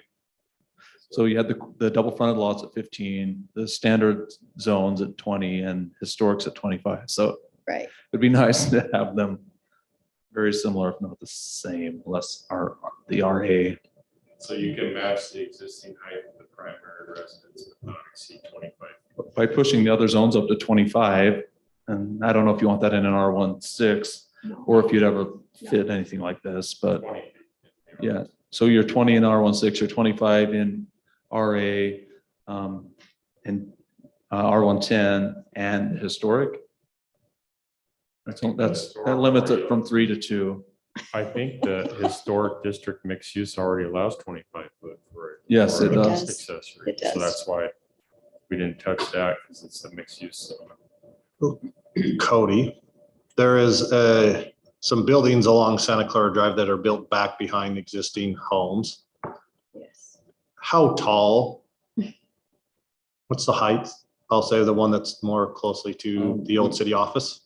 We looked this up. I had a 20, 25, was it feet. 25? It's 25. You're talking on the north side of the drive. Yeah. Yes. Yeah, Yeah. Ryan Anderson's yeah. It's is the 20 one I was thinking. 25 I think it's feet. 25 when I looked it up. That's pretty tall. Yeah. And it's tall. Yeah, It's- and I'd say just for reference also of an accessory building. Here on Vineyard Drive, you can drive down Vineyard Drive and see one that is an accessory building that has been built that is taller than the main residence. You can That's see it. the difference of what it looks like when you drive by and you see the accessory building and It is prominent. yeah. That's it. It's Chad Gayson's home. Yeah. that's the Yeah, other and one. that's something else we've looked at, as Jim and I have cleaned this up, is there were a lot of exceptions that the planning or permissions that the planning commission could grant, and that was one of them. Chad went for the size and the height and the habitable area and got approval through the planning commission. So it's easier to just cover it with the ordinance, from my opinion. It's pretty new. I don't know if it'll show up on there, Jared. Oh. And But you- do we want to, Cody, do you want to touch upon the concerns that we talked about in, even though what's going to be presented at planning commission by Logan and the concerns with doing the reduced setback and what kind of It's on the corner. what it does to the neighbor if he wanted to build closer? Do you want to touch upon those and kind of what Yeah, I'm happy to do that. things? One of the things, when you come off of the 5 feet, the point between the point with the 5 foot setback, the reduced setback, is to offer 10 feet in between the structures. Hang on, we've got an ice chamber. Mayor's good? gonna build a fire. Press for help, I'm cold. Mayor's cold over this. I'm gonna have to tap you. Go ahead. So Brock asked me to touch on the 5 foot reduced setback. So when you have 10 feet of separation between the primary dwelling and the accessory structure, then if this easements are cleared, you can acquire a 5 foot setback off side and rear property lines. Logan's his application is going to ask that we reduce that to possibly 3 feet. My contention with that is that once you go within 3 feet, if you do not have a neighbor there, then I wouldn't require the 1 hour firewall construction. I could require it with ordinance, but there's nothing to protect it from. So I'm sorry, yes, at 3 feet, they would be required, but also what happens when the neighbor decides to build, he now has to go to 8 feet or build a fire rated construction or build with fire rated construction. That makes sense at all? Yeah. So once the initial constructor builds with a reduced setback with fire rated construction, that's their choice. Now they've also accrued an expense on the neighbor to build with fire rated construction to get that same reduced setback. Unintended. Where if you stay at 5 feet and 5 feet, there's no fire rated construction.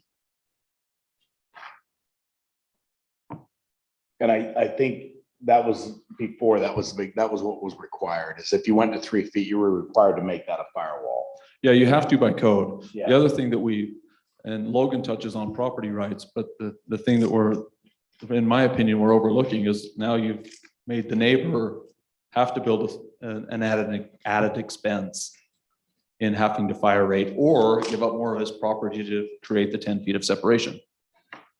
They're not fire. And the fire rating, just, I mean, what's you're talking More GIP. more GIP, you're talking And no about double unlimited layer GIP penetrations. or fire rated plywood or probably Yeah. both. Well, the other part to it is you're putting the structure closer to the property line as well. You know, and the bigger it gets, the more intrusive it could be for that neighbor. So let's say you have a subdivision and they're side by side and this guy is ready to do this individual's ready to do his detached accessory structure, but the neighboring property is still owned by the developer because he hasn't found a home buyer, you know, someone to build a home on it yet. And then there's a vacant land behind and that phase hasn't come in yet, but it's part of the plan. So really by putting it right in that corner, you could be impacting all four of those properties, depending on the size, scale, and height of the accessory structure. And we're talking side setback. Is he proposing 3 foot both directions or? No, side. Just the And side? he told us 3 feet, but now it's 2. So it was a 3-footer. He's gone down to 2 for the side yard and 5 for the rear with 10 feet of separation still between the home as required by code. And to separate from the side and rear is more specific to the resident, I feel. I don't know why you wouldn't keep those consistent. I don't understand why we'd be 5 off the rear and 2 off the side or 3 off the side. Let's just, if there is a change, I would like to see consistency. So you would say 3 and 3 if something like. 3 and 3, 2 and 2, 0 and 0, whatever it is, it just doesn't, Can't match. it doesn't matter. And I know St. George downtown, some of the infill areas, they're doing some of these, you know, they're doing some of the homes that are more craftsman with a detached garage.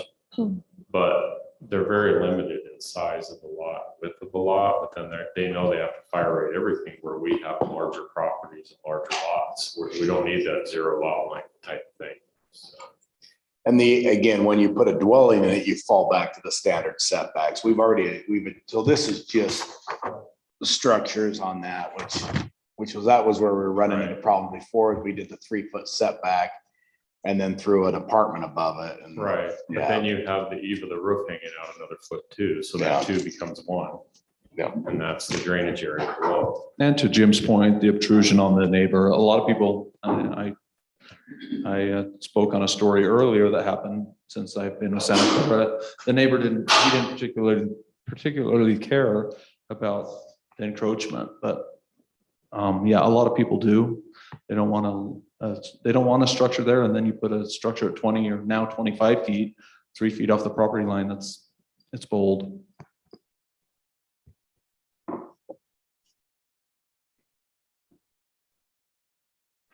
Other questions, comments, discussion?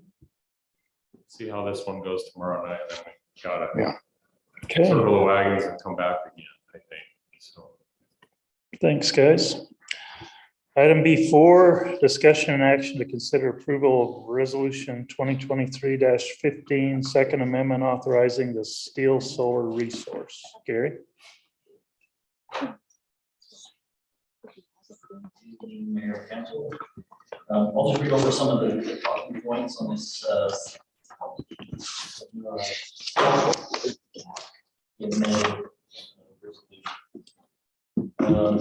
So Steel Solar is an 80 megawatt solar facility in Boxelder County. It's in 2 sections, Steel 1A and Steel 1B, so 240 megawatt sections. It's fully subscribed right now, so there's no additional available. The term of agreement is a 25-year resource. The developer is D.E. Shaw Renewable Investments or DESRI. DESRI has requested the Second Amendment PPA to allow it to take advantage of production tax credits and associated financing based on the PTCs. PTCs became available to solar resources through the Inflation Reduction Act and were not available to DESRI when the first that's why they amended the agreement, and they're asking participants to accept this new agreement. Some of the changes that affect the members, penalties for UAMs if we default or not tell.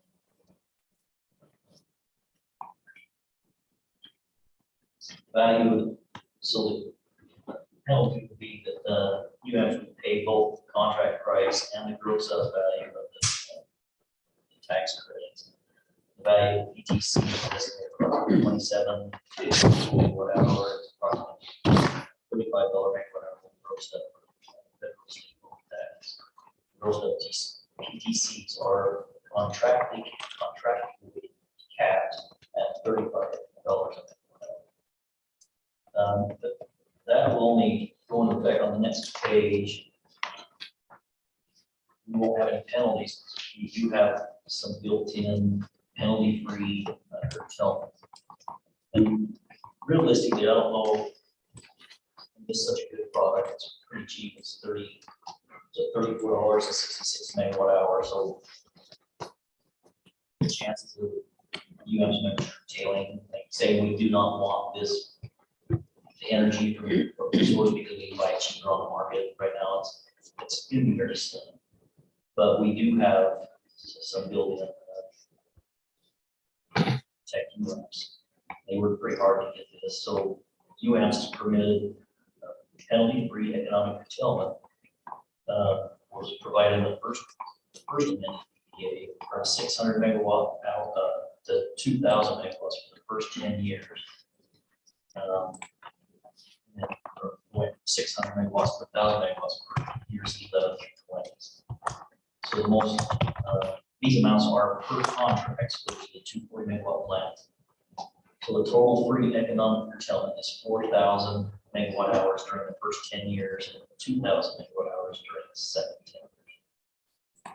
UAMs will not receive penalty-free economic curtailment during the last 5 years of the contract. So that's kind of a protection there. Desiree will also allow UAMs to develop a battery project adjacent to the Steel Solar site and use commercially responsible efforts cooperate with UAMs in obtaining governmental approvals for the project over the next 3 years. The Second Amendment PPA does not require that it be the developer of the battery project. Next is UAMs is explicitly permitted to assign the PPA to J. Aaron under a prepaid agreement structure to provide UAMs members benefits of the difference between public and private cost of financing. Desiree will split 50-50 with UAMs in the benefits it receives under the Powering Affordable Clean Energy Program administered by the U.S.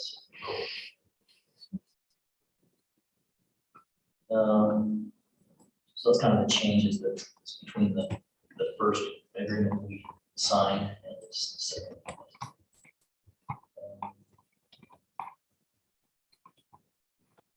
Project is targeted to be operational by November 15th.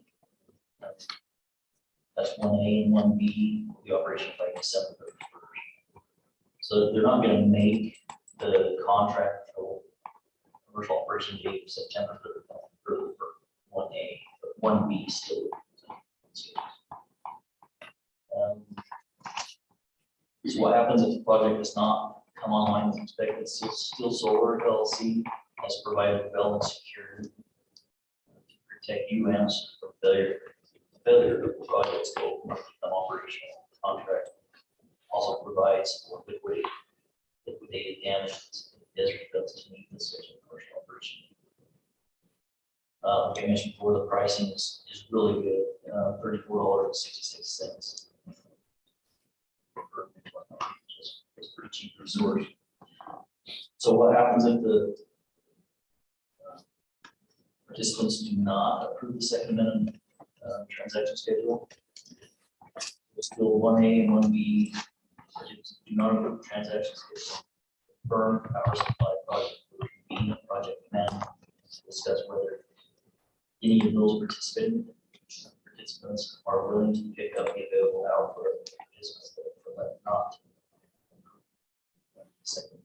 So if, say, you do not decide to do this agreement, that have a meeting, they want to see if somebody else wants to buy it, and they go out there. Or vice versa, somebody else doesn't want to, they have a couple megawatts, they can see if somebody wants to pick that up. I'm sure, that real quick, is it's already fully subscribed, so I'm sure more people are looking for it. It's gonna become available.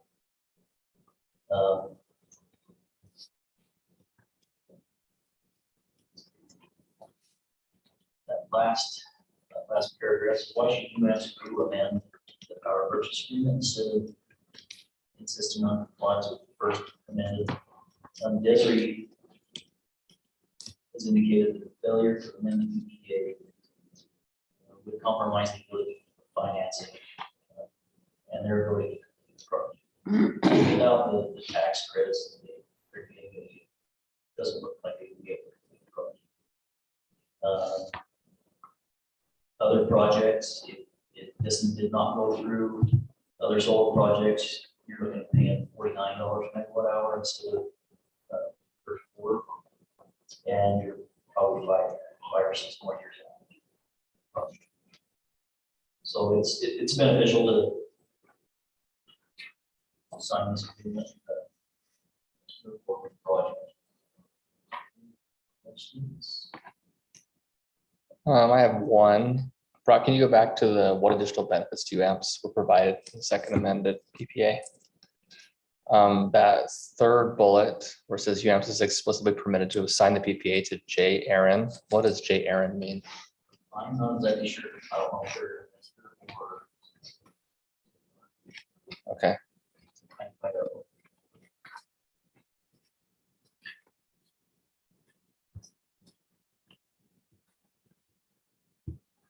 Any other questions, council? Matt, have you looked at all this from your end? I mean, is it just a simple amendment to keep the have you? I mean, what are your feelings on this? No, I'm good with it. Okay. I have one, there's an agreement in the pack that's not in the signatures. Is there another document that I need to sign, Chris? We approve this. I've got the resolution, but I don't have the agreement.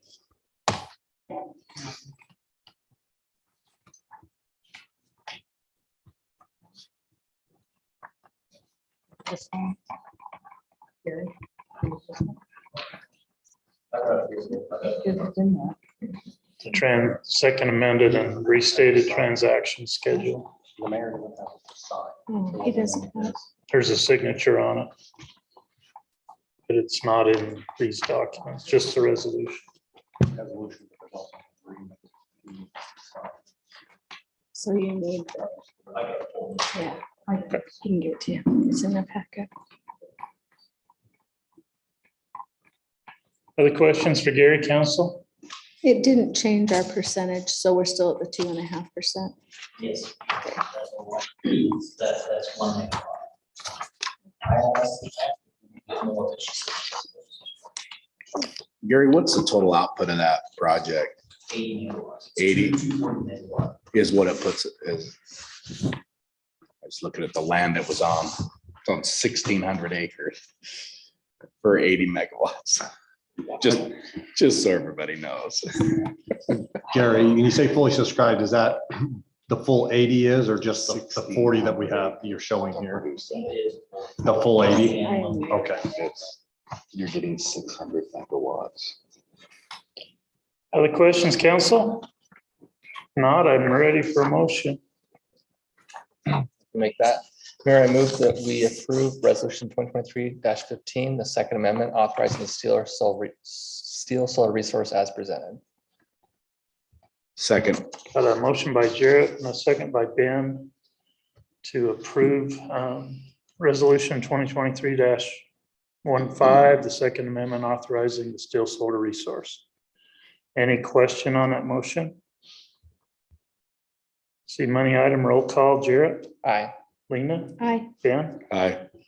ayes have it unanimously. Thank you, council. Thanks, Gary. Item 5, mayor and council reports. Ben? Mayor, I have none. I know. But I've been traveling a lot. It's all this traveling. Fishing was great. Is that a report? That's a report. That's the report I was looking for. Alaska was amazing. I'm going back someday. In the near. Lena? I will report on a couple things from league meetings last week. I attended one class that was called Opportunities in Ordinances, which was really interesting. They talked about several cities who had enacted ordinances regarding workforce housing in particular, was an interesting one that Moab City had done. A connectivity ordinance, which basically was active transportation within your city. A dark sky ordinance, and Mayor Hart was actually in the same class and was all over that one. But some of the things that they've suggested there are a couple of things that I think we could look at for our cities. Some of it is increasing we talk about walkability, but increasing not just the walkability, but the biking and that within our city to try and get people to utilize that mode of transportation and get cars off the roads, make it safer. I talked to Brock a little bit about what that might do for road widths and things like that. Anyways, it was really interesting. And then Governor Cox came and he talked to us and he asked a couple of questions. He really is big on his dignity dialogue, and you can disagree with someone, but still do it civilly. And he asked us in particularly if we were builders or destroyers or sunrisers or sunsetters. And so maybe just think about yourself for a minute and see which side of that coin you're on. And then one of the last things, in our housing conversation, by 2030, it is projected, the CHA came out with a projection that we're going to need an additional almost 26,000 housing units in Washington County to accommodate the number of residents that will be here. And so that's quite a daunting task if you think about that. And it seems that the legislature has decided that cities are going to be responsible for housing. Even though we don't build them, it seems like we're going to be responsible. So our moderate income housing plan is going to become very important. And then the last thing, I think it was yesterday. My week's running together. I had the opportunity to visit with President Randall. He's the university president at the University of Utah, over lunch. They are they can't have a facility here. There's some state law in place that doesn't allow them to have a location here. But they are looking to see if there are maybe some opportunities to partner down here to provide some education that isn't within our area that maybe Utah State, who can come here, is not providing. And I found out that he is from our area. Mary Alice is his aunt. Mary Alice Gates is his aunt. And so he is very much about Southern Utah and wanting to see what the university can do to maybe partner and help with Southern Utah. So I met with his PIO as well. Her name was Rebecca Wells. She's very nice, but really great people. So I've told them if we can do anything to help, I am all in, happy to help. And I think that is well. I think that's my report. Youth Council is going very well. Brock will be helping with our next Youth Council meeting. We're going to talk about municipal government. We're going to be doing some partnering with Ivans. Chief Parker's agreed to do our public safety night. So we're plugging along. And that's all I got. Thank you. Jared?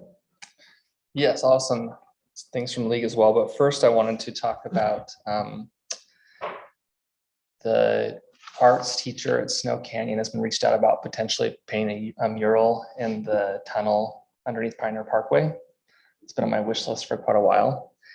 And she was just wondering if we want to send her ideas and then they would mock things up, or if we wanted to solicit ideas from them and then we pick one and they go.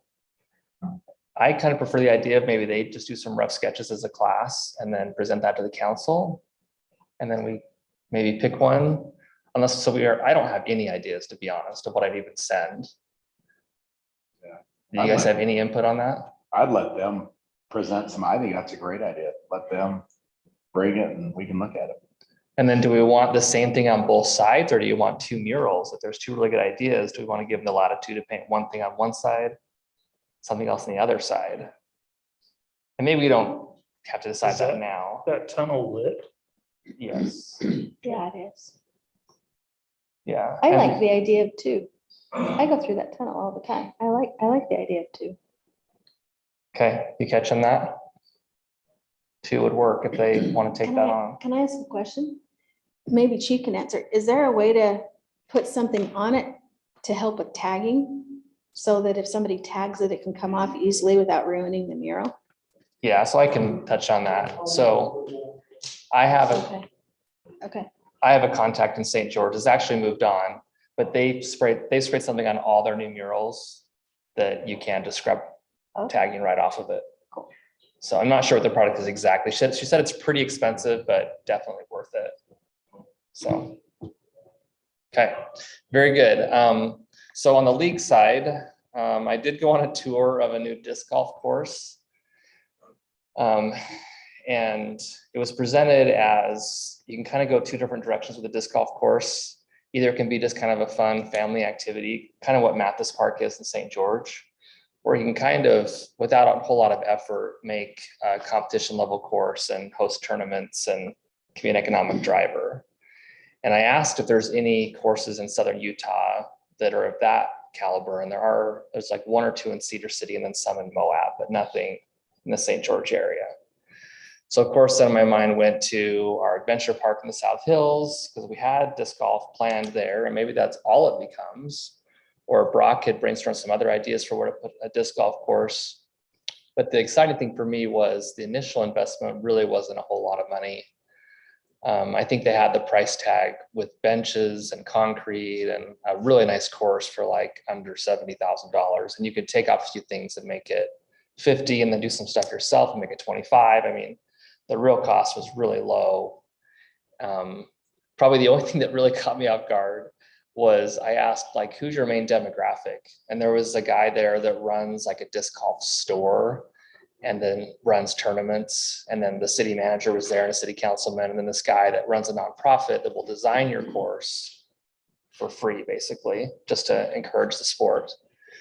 And they're like, well, it's for all ages, but when it really comes down to who comes to a tournament or who's here on a random Tuesday, and this happened while we were there, it's middle-aged men that show up and play. And so it's kind of interesting. It's kind of something that might catch a different demographic than what our other activities provide in our area. And they even talked about there's potential of having different tee boxes. So you're pointing a little extra concrete, but then it's really fair for men and women to play, because basically most of them are set up for throwing for a men's length. And so when they do a tournament, they just add like one to par on every single one if the women are playing, because it's just farther to throw than. So anyways, it was really interesting, but something we can talk about going forward. I really liked what I saw. And then on other classes I went to, I did go to a class on partnering with private enterprise and public to try to do affordable housing. They talked about a project up in Boise. And it was a really unique project, and I liked it a lot. The only takeaway I got, though, was that really the city just had to give land and then streamline some permitting, and the project worked with all the other help, but we still had to give up the land as a city. And so I didn't leave with a whole lot of takeaways, except for we need more land that we can give away, which doesn't really help a whole lot. So anyways, if we did, have some land somewhere, then there's ways to get housing on it that won't cost the city a lot of money. I guess you could take that out of it. And then the only other thing that I thought was interesting was, and this is more of a something Brock would have to think about, but I went to a planning class, like a budgeting class, and they talked about training all the staff on Six Sigma, whatever that term is. You could be like a black belt, a yellow belt, but it's all about like efficiencies in planning. And then they actually have two budgets. The city it was really interesting, like your standard that you take through a planning commission, everything. But then alongside that, all the department heads, like they have 7 priorities as a city, and every line item from this budget has to match one of those priorities. And then when a citizen comes in and says, well, what are you paying for all your parks or something? It's not going to that budget. It's like, well, our one department does this on the parks, one department does this on the parks. And it just helps you as a city really make sure you're spending money where you want to spend it, not just, it was just kind of an interesting take. And so if you ever want to consider that, it sounded like a fair amount of work, but they were really pleased with it. And then one other interesting thing is during the budgeting process, the staff would do a presentation to the council, and then they would do individual meetings with each council member to talk about the budget and make sure that things were prioritized correctly. And then it would come back to the council. So that was like one more step, but I thought that could be helpful if we feel like we're not being heard in that budget retreat, but I feel like I am. So I don't know if we necessarily need to do, but they said that was really helpful for them as well. And that's all I have. Thank you, Jim. We met with the irrigation company board today. Meeting finally happened. And I think we made some real progress with them. I felt good about the meeting, and we talked about them taking a more active role with some of the irrigation in the valley. Reviewed some of the new changes, the water district changes with them, and talked about the new projects and getting some of the like the school on the system. A couple of the areas down there. Matt's got some research to do, but I think we're going to get back to him probably in about 6 weeks. And I think it was a good first step.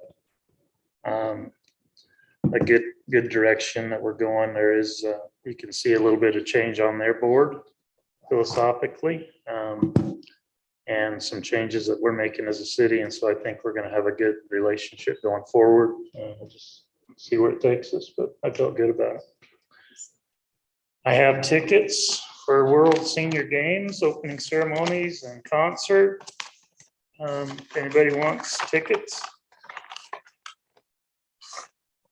Anybody wants tickets to the opening ceremonies? It's Tuesday, October 10th. I got 4 tickets to the opening ceremonies and 4 tickets to the opening ceremonies meet and greet on the 10th. And then I have 4 tickets to the concert and celebration on Tuesday, October 17th. And this is music from Chris Collins and Boulder Mountain. It's John Denver type music. We got 4 seats to that, so get with me if you're interested in any of those. And then I have a meeting scheduled with Brad Wilson, the Speaker of the House, on Friday at 3 o'clock here. If anybody has any questions, if anyone wanted to sit in with me, you'd be more than welcome. Be there. You'll be there? Okay. Brock? You gonna be there? When's this? What, Friday at 3? This Friday at 3? No big deal. But he's gonna come here. I don't know how long he'll be here, but he is gonna come here and wants to visit. Okay. So I'll throw that out there. And I think that's all that I had. I missed Mayor's Association. I know they had an update from Carol Harwell at Switch Point. I haven't heard the report on it yet. Before we do have executive session. Before we do that, any fires we need to be aware of? You guys need to report on? Dustin? Make council aware of a delay on the Vineyard Drive Phase 2 reconstruct. We found that the 2-inch gas main is too shallow in portions and it's outdated. They would like to construct or engineer a new design and come in and lay that in. We've also got some, the same problem with TDS. We've reached out to them and they're going to engineer new design for that also. So we're probably I'm estimating a month to 2 month delay on that. I just want to make you aware of that. We've notified all the residents in the area of it also. Any questions? What did they do with the race? They created a route that just extends, I believe, on to the west out into the hills, and Clary Hills drive out that way. They just extended that way. So they won't be coming down in front of my house and down that side of it? No, they I believe not. That vineyard will end up being closed except for the local traffic during Swiss days. It's just going to be too much for have any traffic on where we usually reroute. They'll have to use detour up Canyon View, lava flow. Whitaker Construction, since the delay, did move down to the phase 3 water though. So they're still making progress on that. Okay. And if I can add I'll add piggyback to the League of Cities. Interesting thing. One of the speakers talked surveys they did throughout the state that actually came out that 80%, it was 80% of the state encouraged or was supportive of growth, which was kind of surprising that 80% of the state was supportive of growth. Much higher than I would have anticipated. Also, there was a gentleman that spoke. He had a book, but it was on the missing middle housing, which to what he showed, and some of you may have seen the diagram of the missing middle from all the way to really high density down to R110, but you could look at like the Clayton Levitt project fits perfect to the variety of what they're looking for with the missing middle of having like the R110 all the way down to a townhome. So like we hit that one right on. So other than that, I just add the county building. They're doing the dedication tomorrow. And then I don't remember the date, but St. George City is doing a groundbreaking for their new building. I want to say it's next Tuesday. But I forgot the date. So, but Yeah. just heads up on those two if wanting to. It's Wednesday, the 20th at 9 a.m. for St. George City. Yeah. So that's all I have. Oh, and if you saw here, she was here earlier, Christelle Hendrickson is back. She started Monday, is back working with us full time. She's working down the administration with myself, an executive assistant to myself. So, but she's back. She's gonna helping with Gary. And Dustin with scheduling the generators. She hits that ground running GIS with Dustin in the city. So it's good to have her back. So. Cool. It was good to see her today, Chief. Evening, Council. I guess you'd be out to live in the cave to understand we've got a really big case going on right now. The very first day we buttoned down the information, we're not going to be meeting at all. I left the county attorney, but I want you to rest assured that it's an investigation that just because we're silent doesn't mean we're all over it. We're working with a lot of agencies. I probably get 25 inquiries a day. When I was gone last week, I got a plane. I had about 45 from press all over the world. But just so you know, we're just not going to release anything. It's not my place to do that. I've got to go to our county attorney. We want to. Some people think we're being quiet about something very going on specific. We just chose not to, and this will be strictly a term county. So I'm working very, very closely. 40 detectives on this whole project. So just so you know, the quietness is on this. So. Thank you, Chief. Yeah. Anything else? Okay, I need a motion to go into executive session to discuss Pending litigation. I'll make that motion. Second. Got a motion by Ben and a second by Lena to go into executive session to discuss pending litigation. Any question on the motion? All in favor, say aye. Aye. Any opposed? The ayes have it unanimously. Thank you, staff. We appreciate you guys. We'll just excuse you. Go visit the taffy shop if you haven't been there. Go visit the taffy shop if you haven't been there. Who wants tickets? And I'll see you tomorrow. Yes. And Right? I'm not sure.